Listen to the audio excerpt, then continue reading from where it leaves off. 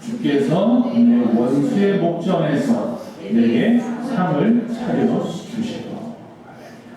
시편 강의, 시편 23편 강의 9번째. 주께서 내 원수의 목전에서 내게 상을 차려 주셨다. 오늘 본문에 나와 있는 내용들은 우리가 예수님을 생각하면서 선한 목자를 또 생각합니다. 그리고 이 다윗이 했으니까 다윗의 심정도 생각합니다. 다윗이 어릴 때 목동이었어요. 그때 이를 갖다 기억하면서 이 시편을 썼어요. 광야에서 척박한 땅, 우리나라 같지 않고 그냥 들풀이 아니라 그냥 조금씩 나 있는 잡풀 같은 것들이나 먹어야 하는 그런 광야에서 목동으로 양을 친다는 것은 굉장히 어려운 일이었어요. 또 광야에는 각종의 들짐승들이 가득했단 말이죠. 그래서 시냇가에 가서 물을 마시게 하는 거, 또 푸른 들판에 가서 또 풀을 갖다 뜯어먹게 하는 거, 목자에게 있어서는 여간 어렵고 힘든 일이 아니에요.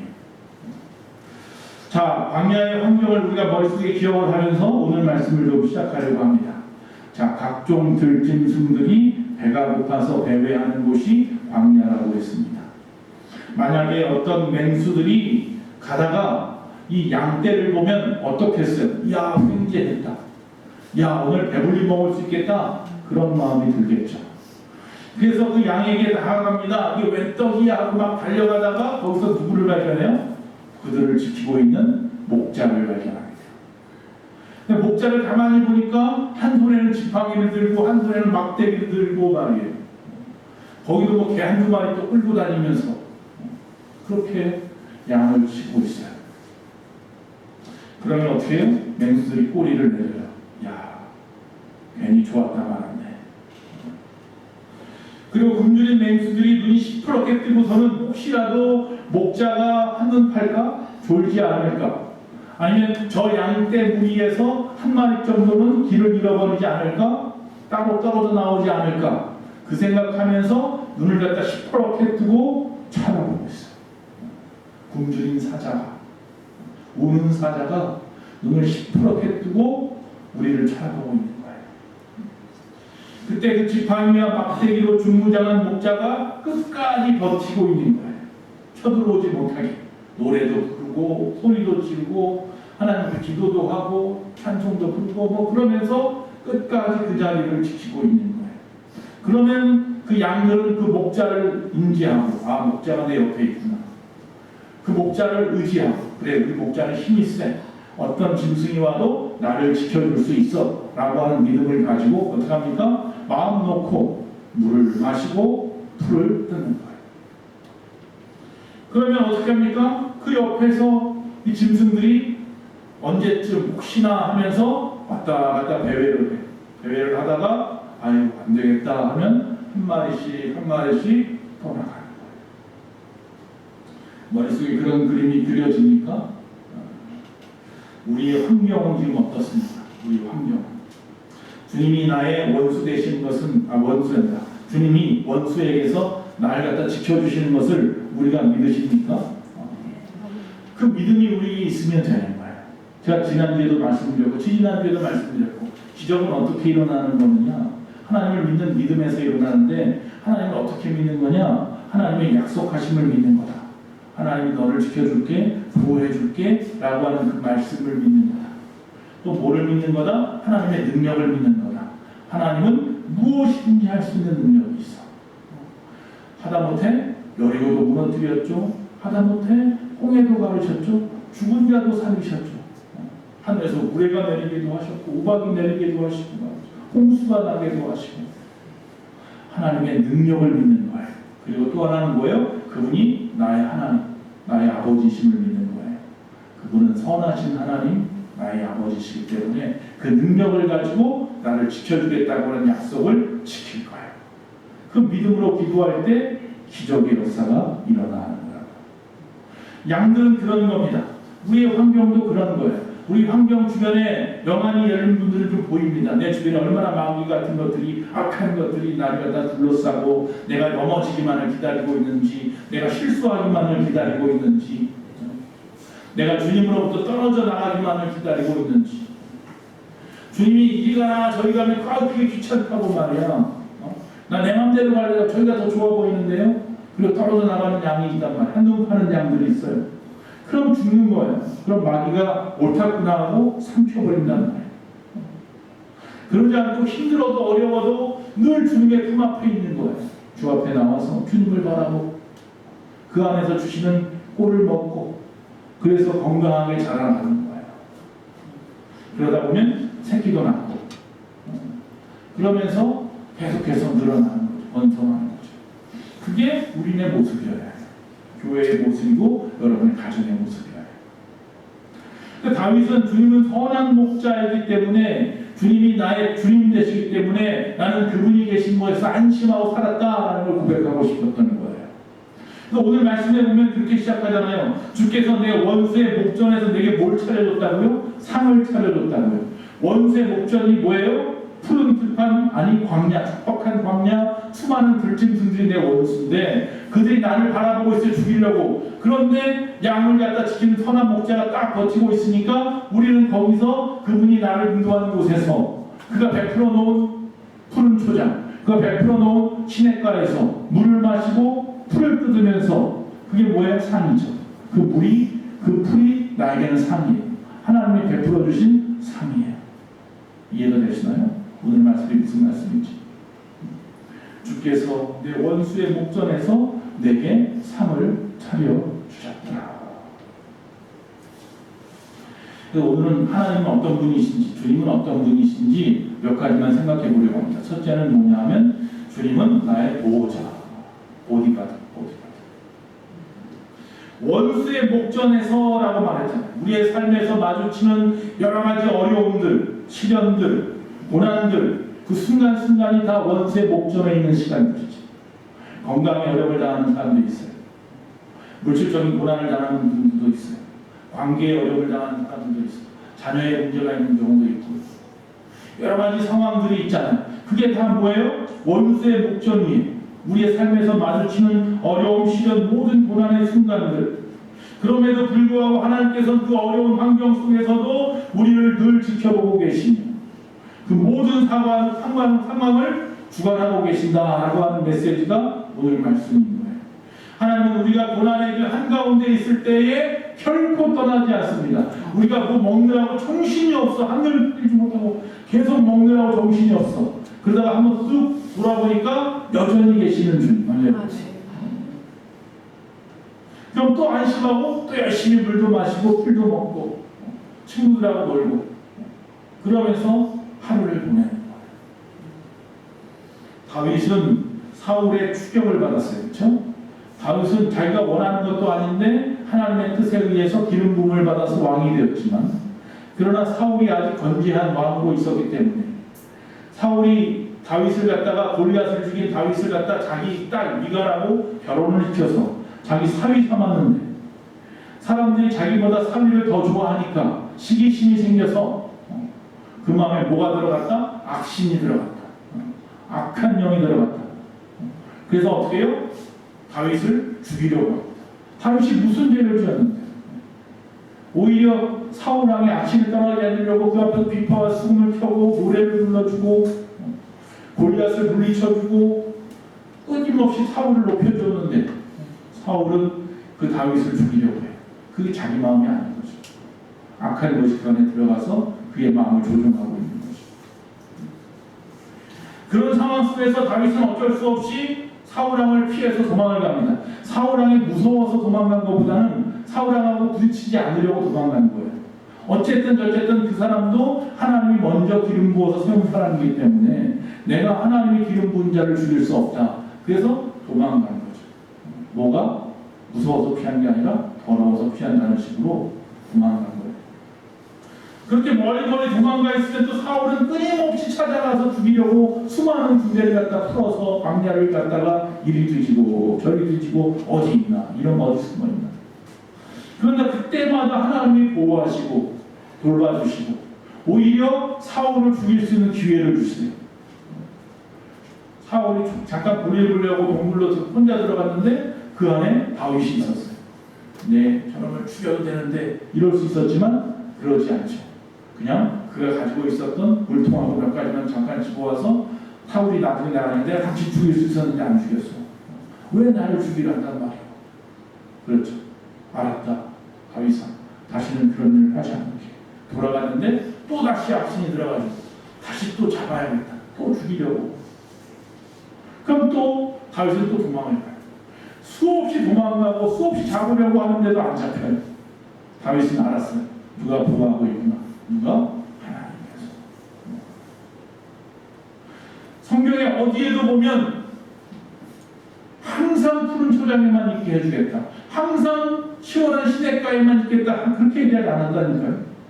어둠의 골짜기, 사망의 골짜기를 지날 수도 있다 그랬단 말이에요. 예수 믿어도 이 땅에 살아가는 한 이 땅의 모든 환경을 다 겪고 살아가는 거예요.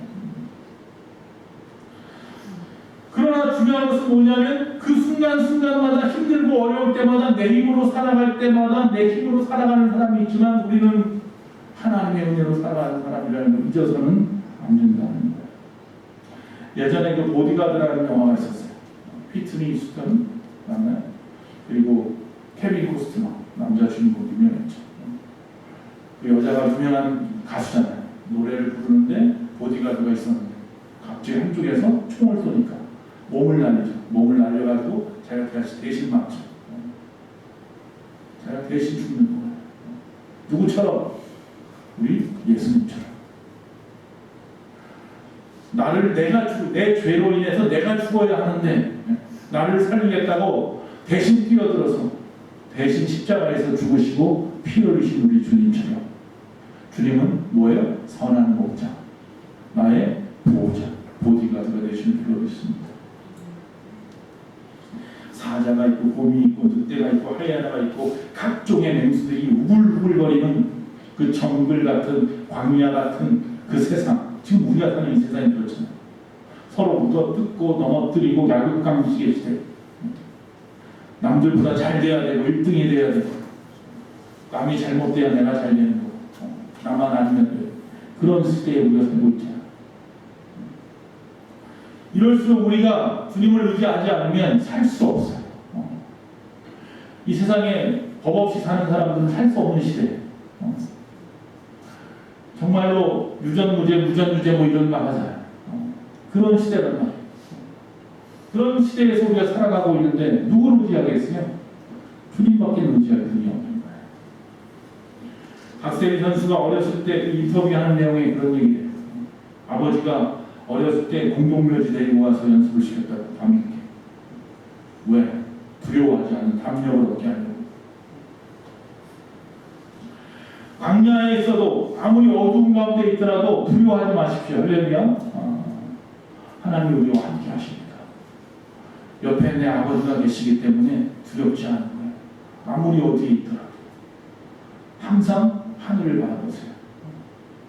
외로울 때, 힘들 때마다, 두려울 때마다 하늘을 보라. 혼자 있지 않을 거예요. 할렐루야. 주님이 항상 우리를 갖다 보디가드처럼 지키고 있는 것을 보게 될 줄로 믿습니다.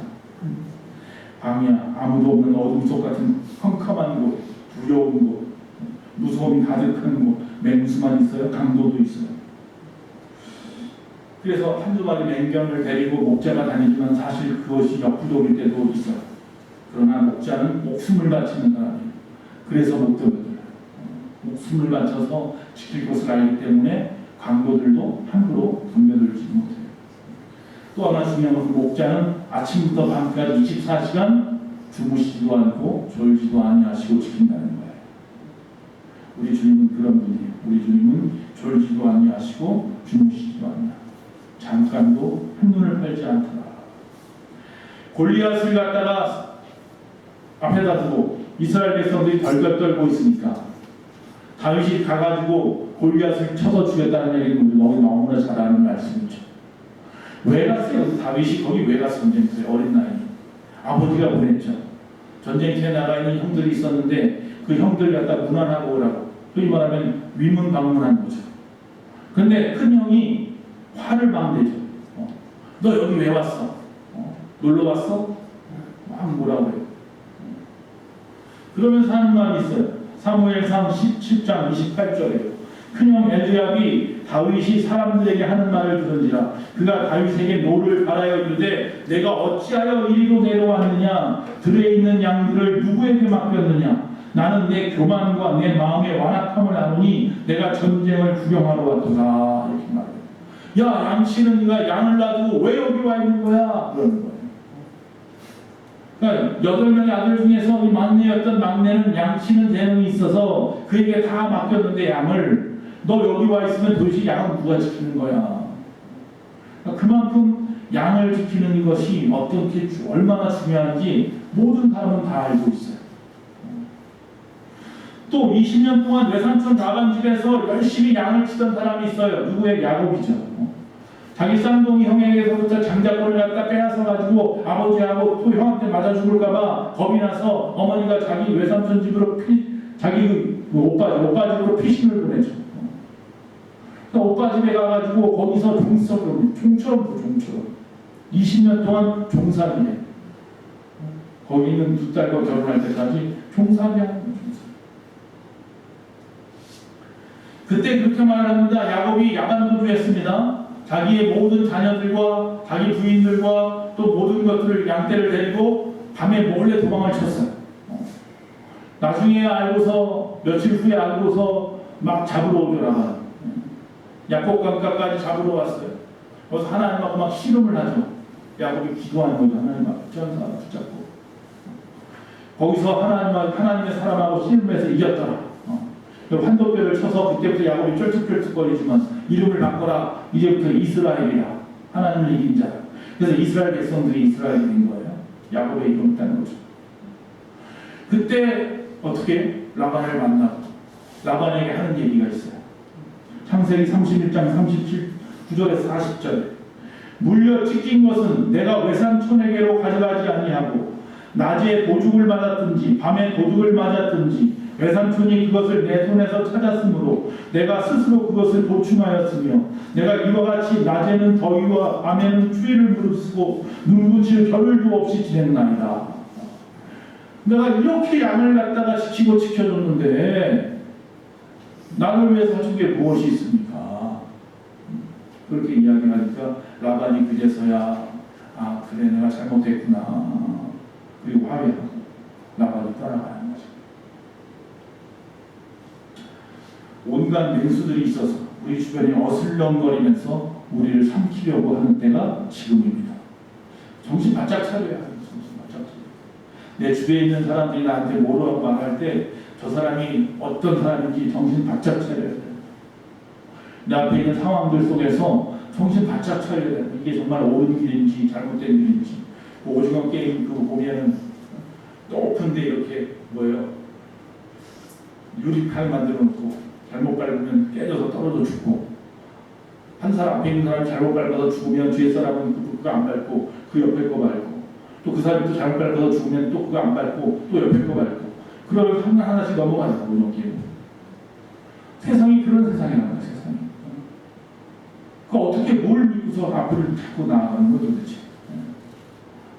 오늘 하루 어떤 마음으로 사셨어요 도대체. 주님의 보호하심 없이는 한순간도 살 수 없는 것을 우리도 믿습니다. 오늘도 주님께서 나를 지켜주셔서 여기까지 온 거예요. 늘 기도하셔야 하는 거예요. 무엇을 선택하든지 먼저 뭐부터 해야 돼? 기도부터 하세요. 기도부터. 하나님의 뜻이 무엇인지 발견할 때까지는 움직이지 마세요. 늦어도 돼요. 이게 하나님의 뜻이라면 늦어도 되니까 조바심하지 말고 하나님 말씀하실 때까지 멈추는 게 맞아요. 선한 목자는 나의 주님입니다. 그것을 인정하고 그분이 나의 일급 경호원 보디가드라는 것을 믿고 그분이 하라고 하는 대로 하면서 하는 거고 그분이 하라고 하는 대로 안 하면 죽을 수 있는 거예요. 베드로후서 5장 8절에 근신하라 깨어나 너희 대적 마귀가 어떻게 해요? 우는 사자같이 두루다니며 삼킬 자를 찾는다. 우리가 할 일은 근신하는 거예요. 자기 자신을 살피는 거예요. 그리고 깨어있는 거예요. 무슨? 영으로 깨어있는 거예요. 그러고 주님만을 신뢰하라는 거예요.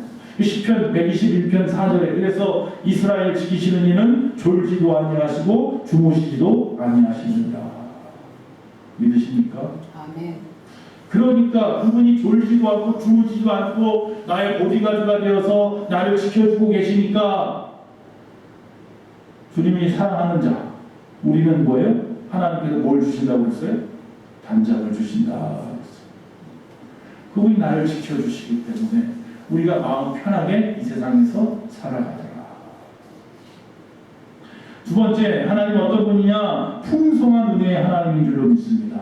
내게 뭐를 차려주신다고 그랬어요? 상을 차려주신대, 상. 이 상은 뭐예요? 단순히 여기서는 음식, 푸른 풀밭의 풀이 아니라, 물이 아니라 하나님의 은혜와 축복을 말하는 거예요. 온갖 고난 중에 있을 때라도 나에게 필요한 것을 알아서 채워주시는 하나님, 물질이 되든지 정신적인 것, 영적인 것, 필요를 채워주시는 그 하나님은 풍성하신 하나님, 무엇이든지 주실 때는 넘치게 주시는 하나님 말입니다.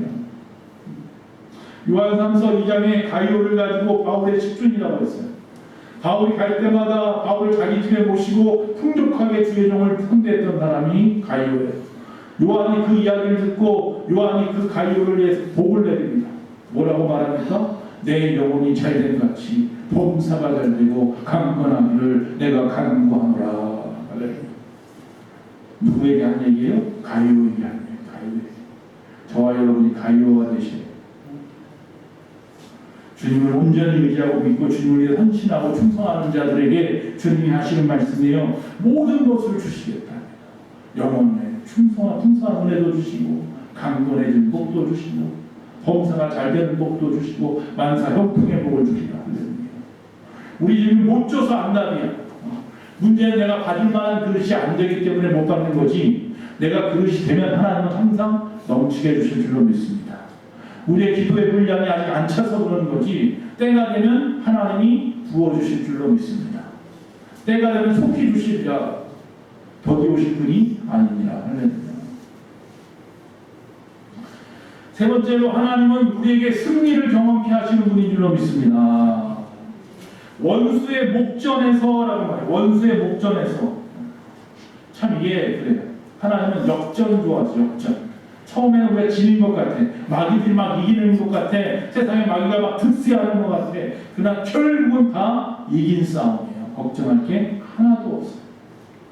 역전 좋아하신 하나님. 원수들이 우리를 조롱하고 우리에게 패배를 갖다 막 부어버려가지고 우리가 패배에 빠져가지고 그 늪에 빠져가지고 어쩔 줄 몰라서 허우적거리고 있는 것 같다 보일지는 몰라도, 또 그걸 좋아하라 할지는 몰라도, 결국 마지막이 되면 결국 그 모든 패배를 뒤집었을 것은 우리가 아니라 바로 그 마귀의 계략을, 마귀의 조직. 우리 여기서 요한계시록 보잖아요. 다윗이 골리앗과 싸울 때 많은 사람들은 다윗이 패배할 걸 알았지만, 조롱하고 막 난리였지만 결국 누가 이겼어요? 다윗이 이겼어요. 하나님은 그런 멋있는 하나님. 세상 사람이 우리를 볼 때는 연약해 보일지 몰라도 걱정하지 마세요. 하나님이 언제든지 우리를 놀랍게 역전시켜서, 왜 그러시는 줄 아세요? 당신의 영광을 위해서요. 당신의 이름을 드러내기 위해서요. 그래서 우리를 통해서 일하시는 거예요. 우리 하나님은 그런 하나님이에요. 우리에게 승리를 경험케 하신다. 우리 주님이 벌써 그렇게 우리에게 보여주셨어요. 예수님이 그랬잖아요. 마귀가 예수님을 십자가에다 몰고 갈 때는, 야, 우리가 이겼다. 그의 뒤꿈치를 갖다가 쳤다. 그러나 예수님은 십자가에서 죽으시고 끝나지 않고 3일 만에 부활하셨더라. 할렐루야. 그의 뒤통수를 쳤더라. 마귀는 우리의 발꿈치를 잡았는지 모르지만 우리는 그들의 뒤통수를 칩니다. 할렐루야. 그런 하나님. 말씀 마칩니다. 하나님은 신실하신 하나님인 줄로 믿습니다. 내가 지켜줄게 말씀했으면 그 말씀을 책임지시는 것. 여러분 그 음성을 들어보셨습니까? 내가 너를 지켜줄게. 그런 보증수표 서약서를 받았으면 된 거예요. 이미 끝. 뒤에입니다. 우리 안에 예수의 피가 그 서약서예요. 우리 안에 예수의 피가 있으면 이미 우리는 하나님이 지켜주기로 되어져 있는 사람들이에요. 오늘 새벽에 말씀했잖아요. 혼인잔치 할 때, 정혼할 때, 정혼식 할 때 포도주 한 잔을 가운데다 놓고 신랑이 반잔, 신부가 반잔, 몇 방울은 결혼 서약서에다가 떨어뜨려요. 그럼 그 서약서를 누구를 줘요? 정혼한 여인한테 줘요. 그리고 1년 정도 떨어져 있어요. 집을 준비하는 동안에. 그럼 여인은 신부 수업을 하면서 기다려요. 언제 올지 몰라. 신랑의 아버지가 가라 해야 와. 누구도 몰라 주님 언제 오실지. 하나님만 아셔. 우리 주님도 예수님도 몰라. 가라 하시는 곳이에요. 이 세상에 남아있는 그 부인은, 그 신랑은, 아니, 아내는, 정혼한 여인은 딴 사람들이 못 건드려. 아무도 못 건드려. 우리한테 뭐가 있어? 결혼 서약서가 있어. 포도주, 핏방울이 떨어져 있는 서약서가 있으면 돼. 그것만 보여주면 세상에 어떤 것도 우리를 건드리지 못해. 할렐루야. 그 사람은 이미 정혼한 사람이구나. 그 표를 받으셔야 돼. 할렐루야. 우리 안에 뭐가 있다? 예수의 피가 있어요. 믿으십니까? 그 하나님 다시 오시마 약속하신 그 하나님을 믿고 오늘도 우리와 함께 하시는 그분을 믿고 열심히 살아가십시오. 또 열심히 또 세상 가운데 세상과 싸워 승리하면서 살아가십시오. 맨날 지지만 마시고 예수의 이름으로 싸워보십시오. 붙여보시고 용기 있게 담대하게 달려나가서 승리하시고 주님 앞에 영광 돌리는 저와 여러분의 삶도 살아갔으면 좋겠습니다. 우리 주님은 원수의 목전에서 우리에게 상을 받게 하시는 분, 그걸 기뻐하시는 분이란 말입니다. 이 땅에서 받을 상이 있어야 합니다. 마지막 주님 앞에 갔을 때 돌려드려야 할 상이 있어야 합니다. 벗어드려야 할 면류관이 있어야 합니다. 그것이 칭찬과 명성이라. 우리가 그것을 위해서 오늘도 열심히 믿음 생활하시기 바랍니다.